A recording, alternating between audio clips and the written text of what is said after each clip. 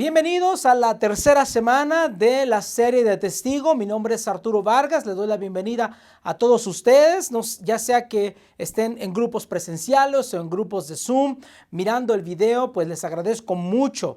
Yo creo que hay amigos, familiares, hay personas que se pueden beneficiar de esta serie y quiero animarte a que sea un proyecto en las próximas semanas de invitar a alguien más a estos grupos pequeños. Déjame decirte por qué. El apóstol Juan nos dejó su narración de su encuentro con Jesús, su amigo, su rabí, su Mesías. El apóstol Juan siguió a Jesús y llegó a la conclusión, porque él miró, él tocó, él escuchó, él contempló, llegó a la conclusión de que Jesús verdaderamente era el Mesías.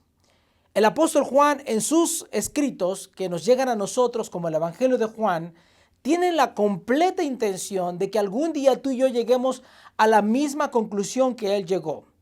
Es el hecho de que Jesús es el Hijo de Dios, que perdona nuestros pecados y que nos da salvación y vida eterna. Entonces, yo creo que tú tienes amigos y familiares que están necesitando escuchar este mensaje. Y que tal vez muchos de ellos no han entregado su vida a Cristo porque no han examinado la evidencia contundente, la completa evidencia que existe acerca de Jesús siendo el Mesías. Este viaje con el apóstol Juan nos va a enseñar diferentes paradas. La primera parada, la primera señal, fue Jesús convirtiendo el agua en vino, dándonos a nosotros una señal completa de que Jesús iba a venir a reemplazar algo que no era malo, era bueno, pero que tenía una fecha de expiración. La segunda semana miramos a Jesús sanando al hijo de un funcionario real. Y en esa semana el apóstol Juan nos enseñó que venir a Cristo es caminar en fe. Que aunque no lo hayamos visto como el apóstol Juan o oído como el apóstol Juan, aunque no somos testigos presenciales de lo que hizo Jesús, tú y yo podemos llegar a creer por las historias, las narraciones de otras personas. Esta tercera semana miraremos un milagro más, una señal más. Y de ahí nos van a quedar 4 señales más que vamos a estar mirando. Y después de eso llegaremos a la cumbre.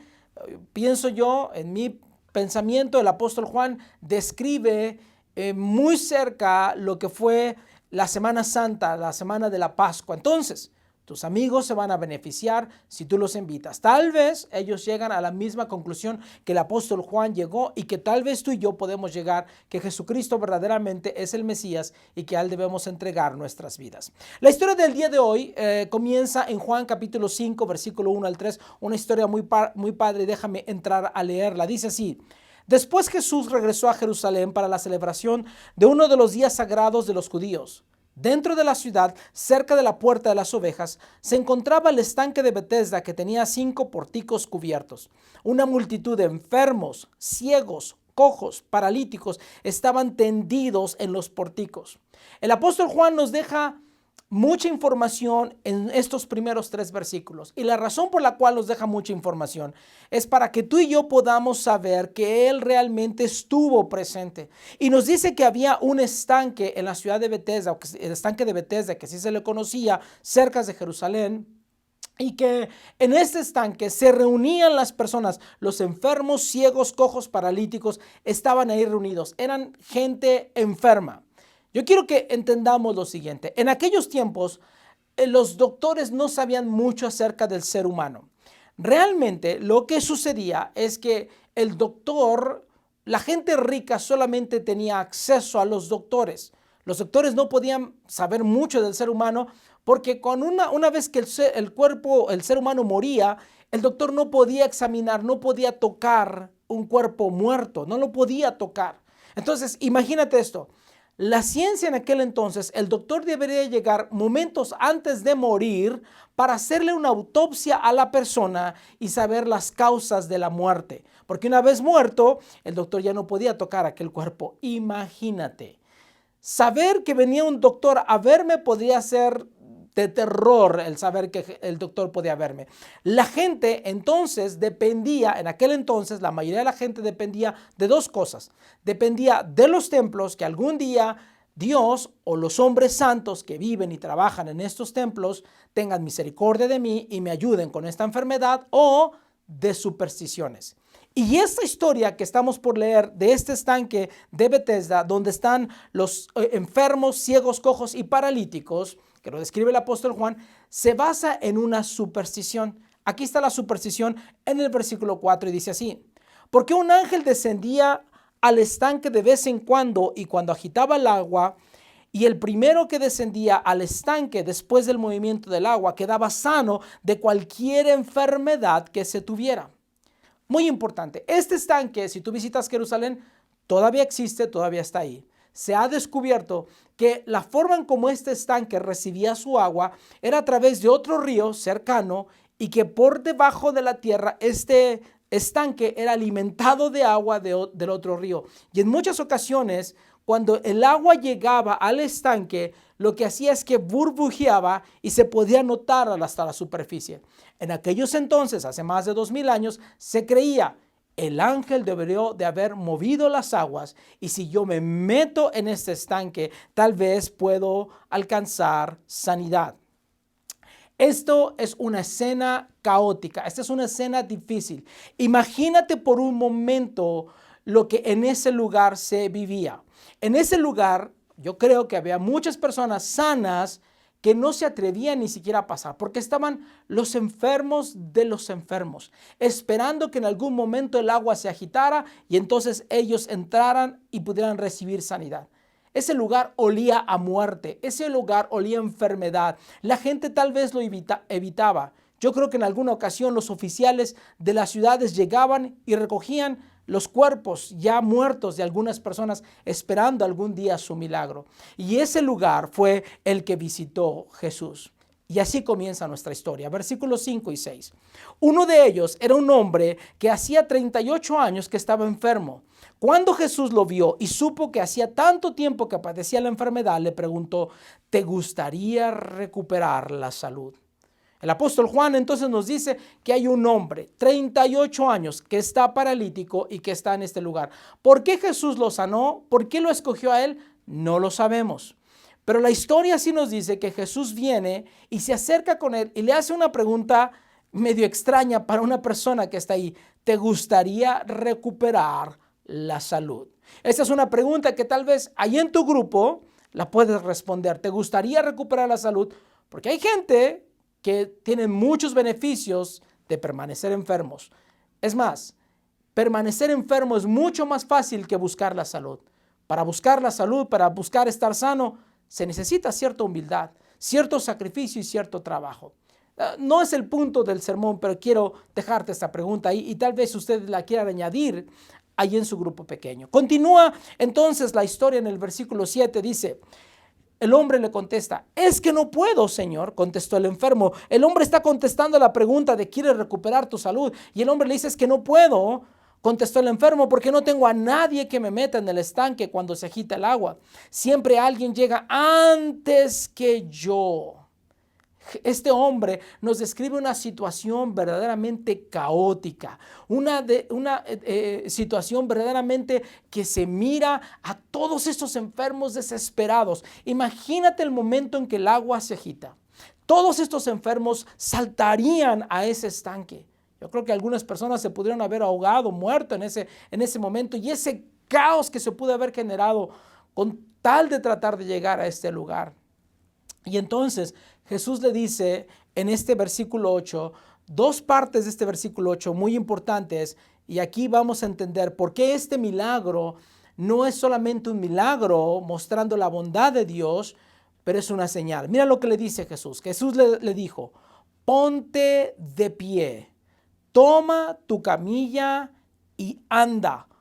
Este de ponte de pie significa, se podría traducir también como despiértate, levántate, vuelve a la vida. Y después Jesús le dice: toma tu camilla y anda. Esta frase fue lo que convierte este milagro en una señal. Y nos lo explica el apóstol Juan más adelante. Versículo 9 entonces dice así: al instante el hombre quedó sano, enrolló la camilla y comenzó a caminar. Pero este milagro sucedió en el día de descanso. Este hombre escucha a Jesús, al instante queda sano, toma su camilla, la enreda, se la echa sobre el hombro, y el problema fue que esto sucedió en el día de descanso, en el sábado. Siendo día sábado, siendo día de descanso, los fariseos, los religiosos de su tiempo, andarían cerca de Jerusalén porque la gente va a Jerusalén a visitar el templo.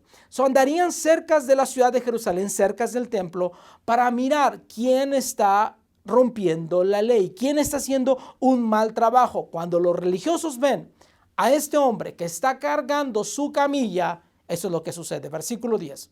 Así que los líderes judíos protestaron. Le dijeron al hombre que había sanado: no puedes trabajar el día de descanso. La ley no te permite cargar esa camilla. La realidad de las cosas es que la ley a la cual ellos se están refiriendo, la ley que Dios le había dado a Moisés, no le prohibía cargar la camilla. La ley que Dios le había dado a Moisés se trataba de que ellos descansaran, tuvieran un descanso del trabajo, no un descanso de la compasión. La ley Dios le había dado a ellos, lo que creían los judíos, Dios le había dado a Moisés una ley escrita, y los judíos decían que también había una ley oral, que Dios no se la había escrito a Moisés, sino que se la había hablado, y entonces Moisés se la pasó a Josué, y Josué se lo pasó a los jueces, a los reyes, y así se siguió. Y los fariseos ahora tenían esa ley de las leyes. Imagínate, lo que ellos conocían como la tradición de los ancianos. El gran problema es que la tradición de los ancianos, o la ley oral que ellos pasaban de generación en generación, tenía el mismo valor para ellos que la ley escrita que Dios le había dado a Moisés. Pero el gran problema es que ellos estaban ignorando completamente la razón del por qué se había escrito la ley, por qué Dios les había dado una ley. Ellos ignoraban eso. A ellos lo que les importaba era la ley, obedecer la ley. Eso es lo que sucedía. Para ser más específicos, tal vez para hacer más fuerte mi punto en este sermón para ustedes allá en su grupo pequeño. Y es lo siguiente, yo quiero decirle lo siguiente. Esto es lo que pasa cuando defendemos un sistema teológico, una ideología. Eso es lo que sucede a todos los que defienden una agenda política o la lealtad a un partido político.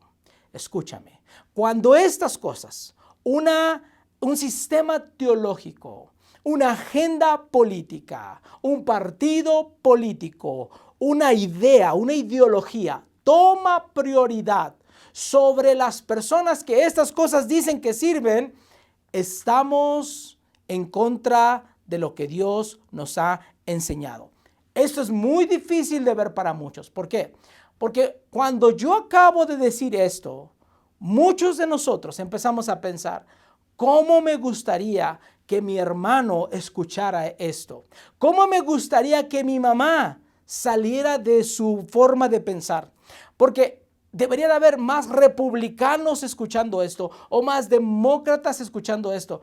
Regularmente nosotros no somos capaces de mirarnos al espejo y ser honestos con nosotros mismos. ¿Será que estoy poniéndole más énfasis a mi ideología, a mi partido político, a mi teología, y estoy olvidándome de las personas a las cuales estas leyes o mandamientos se hicieron para servir? ¿Será que eso estará pasando? Es más, te lo voy a decir de esta forma. Cuando lo que es mejor para las personas ya no es lo más importante para ti, estás en conflicto con Dios.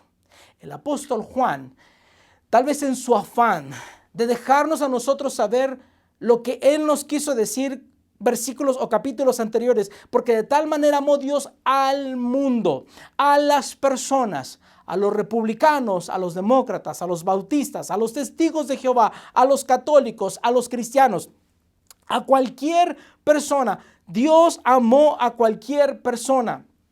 Es más, Dios amó a cualquier persona, que envió a Jesús para que toda persona, sin importar su trasfondo cultural, sin importar dónde esa persona ha estado o el pecado que ha cometido, cualquier persona que ponga su fe en Jesús o su confianza en Jesús, éste pueda alcanzar salvación. Entonces, Todo lo que yo hago que lastima a un ser humano es pecado.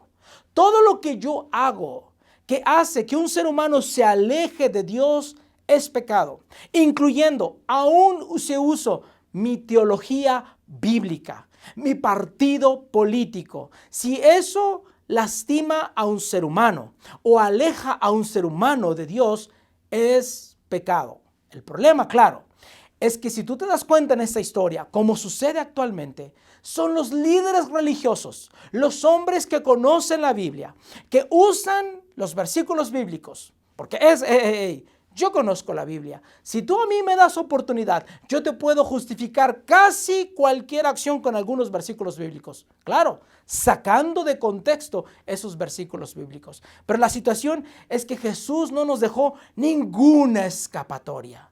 Porque Él vino a mostrarnos a través de sus acciones y de su ejemplo que nosotros debemos de amar a todas las personas y que las personas están por encima de cualquier teología, partido político o lealtad política a la cual yo estoy profesando. La historia continúa en el versículo 11. Pero él respondió, el hombre respondió, el hombre que me sanó me dijo, toma tu camilla y anda. Le dijo este hombre, toma tu camilla y anda. Este hombre les está diciendo, yo no sé quién fue el que hizo esto conmigo. Yo solamente escuché una voz que me dijo, toma tu camilla y anda. Versículo 12 dice, ¿quién te dijo semejante cosa? Le exigieron. ¿Por qué? Porque ellos ahora están acusando a Jesús de que también pecó. No solamente este hombre está pecando porque está trabajando, cargando su camilla en el día de reposo, pero también Jesús pecó. ¿Por qué? Porque hay una ley, el día sábado, que no se debe de practicar medicina a menos que sea debida a muerte. Así es que él pudo haberte sanado al siguiente día. Entonces, él también pecó. Dame su nombre, porque ahorita mismo lo vamos a anotar en nuestra lista negra. Imagínate la situación. En el versículo 13, creo que ese es un versículo interesante, porque mira la reacción del hombre. Dice la escritura, versículo 13, el hombre no lo sabía, porque Jesús había desaparecido entre la multitud. Este hombre solamente escuchó aquella pregunta, ¿quieres recuperar la salud? Pero nunca supo quién le hablaba, nunca supo el nombre de esa persona que le ayudó y le dio sanidad. No supo nada. Simplemente creo que Jesús le dijo y se fue, se desapareció. Tal vez había una multitud y por ahí se confundieron. El hombre no sabía quién lo había sanado. Y aquí viene una parte bien, pero súper graciosa. Tenemos que detenernos y leer el texto tal y como está.